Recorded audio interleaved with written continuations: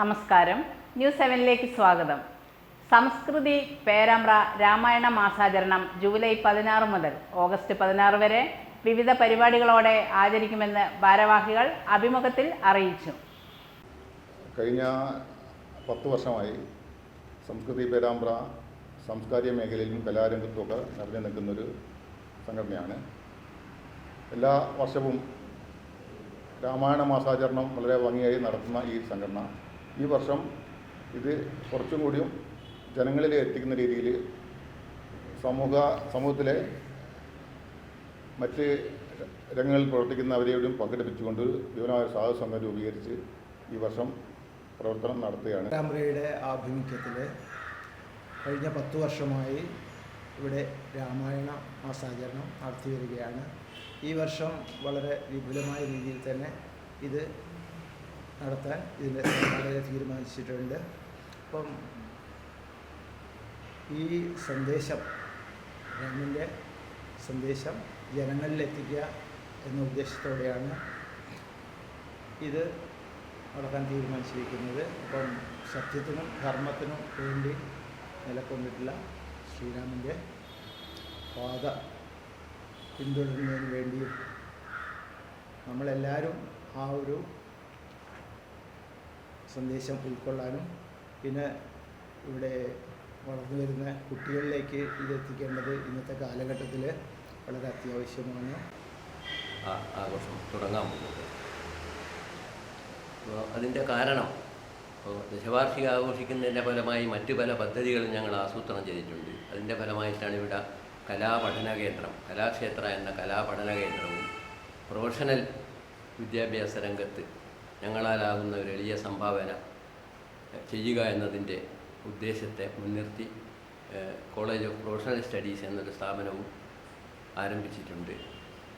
അതോടൊപ്പം തന്നെ നമ്മൾ ഭൗതികമായ നേട്ടങ്ങൾ കൈവരിക്കുന്നതോടൊപ്പം തന്നെ ഇന്ന് നമ്മൾ കാണുന്ന ഒരുപാട് സാംസ്കാരിക ശുദ്ധിയുടെ ഫലമായി, മൂല്യബോധമില്ലായ്മയുടെയൊക്കെ ഫലമായി നമ്മുടെ സമൂഹത്തിൽ ഒരുപാട് പ്രശ്നങ്ങൾ ഉണ്ടാകുന്നുണ്ട്. അപ്പോൾ ഈ ഒരു പ്രത്യേകിച്ച് യുവജനങ്ങളിലും വിദ്യാർത്ഥികളിലൊക്കെയുള്ള മാനസിക വൈകല്യങ്ങൾ, സാമൂഹ്യ പ്രശ്നങ്ങൾ, ഇതൊക്കെ നമ്മൾ പ്രതിരോധിക്കേണ്ടത് അത്യാവശ്യമാണ്. ഈ ലക്ഷ്യം മുൻനിർത്തിയാണ് രാമായണ മാസത്തെ നമ്മൾ ചില പ്രത്യേക പദ്ധതികൾ, ചില പരിപാടികളോടുകൂടി നടത്താൻ തീരുമാനിച്ചു. 10 വർഷമായി രാമായണ മാസാചരണം മുടങ്ങാതെ നടത്തി വരുന്നു. ഇത്തവണ ഉള്ള പ്രത്യേകത, ഒരു മാസം നീണ്ടു നിൽക്കുന്ന രാമായണ പാരായണവും അതോടനുബന്ധിച്ചുള്ള അവസാന പരിപാടിയും പുറമെ രാമായണത്തിൻ്റെ സന്ദേശം സാധാരണ ജനങ്ങളിലേക്ക് ഏറ്റവും ലളിതമായി എത്തിക്കുക എന്നുള്ള ഉദ്ദേശത്തോടു കൂടി 6 ദിവസം 6 കാണ്ഡങ്ങളെ വളരെ ബൃഹത്തായ രീതിയിൽ ജനങ്ങളുടെ മുമ്പിൽ അവതരിപ്പിക്കുന്ന ഒരു വലിയ ഉദ്യമമാണ് ഞങ്ങൾ ഏറ്റെടുത്തിട്ടുള്ളത്. തീർച്ചയായും നമ്മൾ കേട്ടുകൊണ്ടിരിക്കുന്ന പ്രഭാഷണങ്ങളൊക്കെയും രാമായണത്തെ മൊത്തത്തിൽ അധികരിച്ചു കൊണ്ടുള്ളതാണ്. എന്നാൽ ഓരോ കാണ്ഡത്തെയും അതിൻ്റെ പ്രത്യേകതയെയും അതിൻ്റെ ഉള്ളടക്കത്തെയും അത് ജനമനസ്സുകളിൽ എത്രത്തോളം സ്വാധീനിക്കുന്നുണ്ട് എന്നതിനെപ്പറ്റി വളരെ വിശദമായി തന്നെ പ്രതിപാദിക്കാൻ പറ്റുന്ന വളരെ പ്രഗത്ഭരായിട്ടുള്ള പ്രഭാഷകരെയാണ് ഞങ്ങൾ ഇത്തവണ അവതരിപ്പിക്കുന്നത്. ജ്യോതിർഗമയ എന്നാണ് ഈ പരിപാടിക്ക് ഞങ്ങൾ പേരിട്ടിട്ടുള്ളത്. 2024 ജൂലൈ 21 മുതൽ 26 വരെ വൈകിട്ട് 6 മണി മുതൽ ആരംഭിക്കുന്ന ഈ പരിപാടിയിലേക്ക് ഞങ്ങൾ എല്ലാ ഭക്തജനങ്ങളെയും, സാമൂഹ്യ രംഗത്ത് പ്രവർത്തിക്കുന്ന മുഴുവൻ വ്യക്തികളെയും വളരെ സന്തോഷപൂർവ്വം ക്ഷണിക്കുകയാണ്.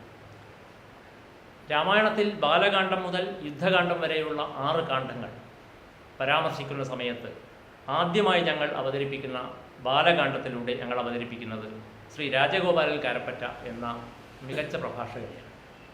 അദ്ദേഹം ഒരു പ്രഭാഷകൻ എന്നതിലുപരിയായി കലാരംഗത്തും എല്ലാ കലാരൂപങ്ങളെയും വളരെ നല്ല രീതിയിൽ അവതരിപ്പിക്കാൻ പറ്റുന്ന ഒരു വ്യക്തി കൂടിയാണ്.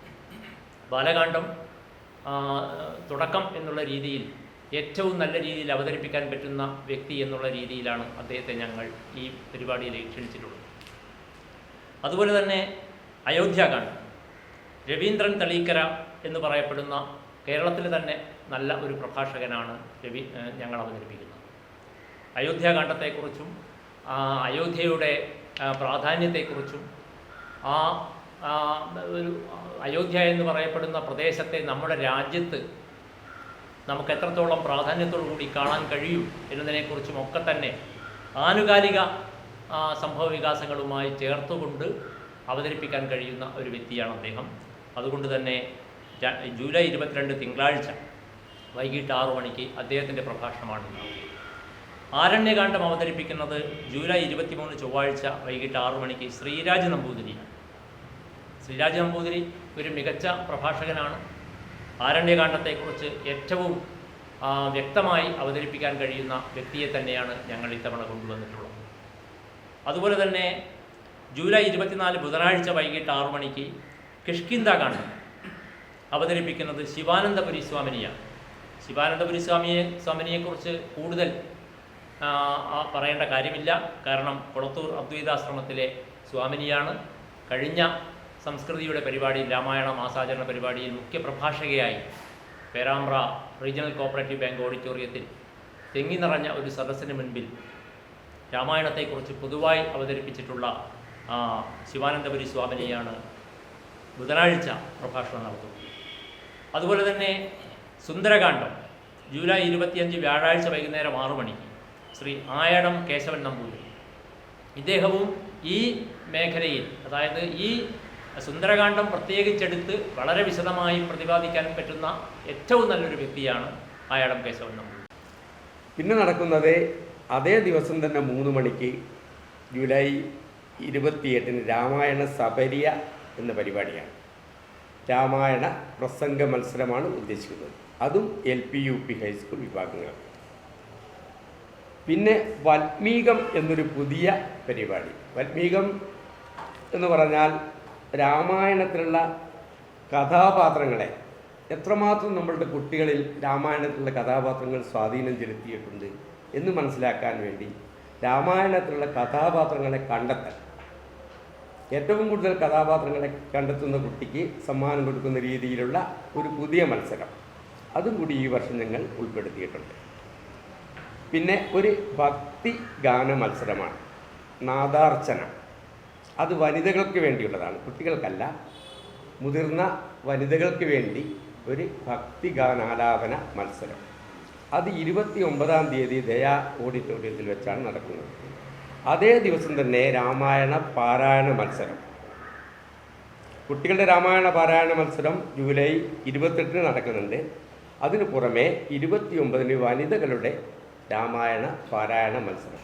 അതിവിടെ കലാക്ഷേത്രയിൽ പഠിക്കുന്ന ഒരുപാട് വനിതകൾ അതിന് തയ്യാറായി വന്നിട്ടുണ്ട്. അപ്പോൾ നല്ലൊരു മത്സരം നമുക്ക് പ്രതീക്ഷിക്കാവുന്നതാണ്. ഇത്രയും പരിപാടികളാണ് അന്ന് നടക്കാൻ പോകുന്നത്. അന്നത്തെ ദിവസം നടക്കുന്ന അനുഗ്രഹ പ്രഭാഷണം